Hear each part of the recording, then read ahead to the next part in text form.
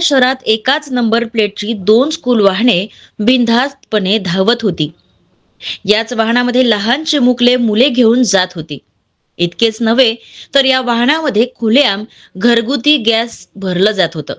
तसेच गॅस किटवर चालविण्याची कुठलीही परवानगी देखील नव्हती.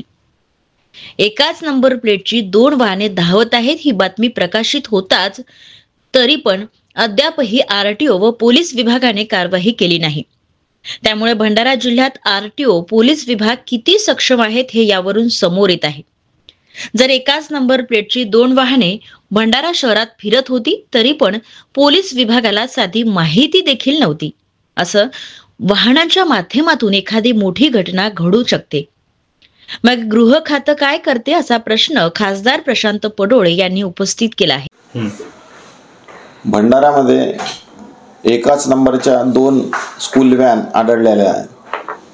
प्रश्न हा येतो की या एकाच नंबरच्या 2 गाड्या कोण आणि कशा ठेवताय आणि कोणत्या कारणासाठी ठेवताय, त्यांचा उद्देश काय आहे. महाराष्ट्रामध्ये ताज हॉटेलच्या समोर सुद्धा मागील काळामध्ये आपल्याला एकाच नंबरच्या 2 गाड्या आढळून आलेल्या आहेत.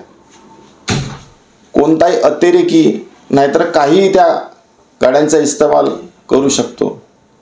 आणि या भंडाऱ्यामध्ये 2 नंबरच्या गाड्या आढळल्या आहेत, त्याच्यावर आरटीओनी आणि पोलीस विभागाने अद्यापपर्यंत काहीही कारवाई केलेली नाही.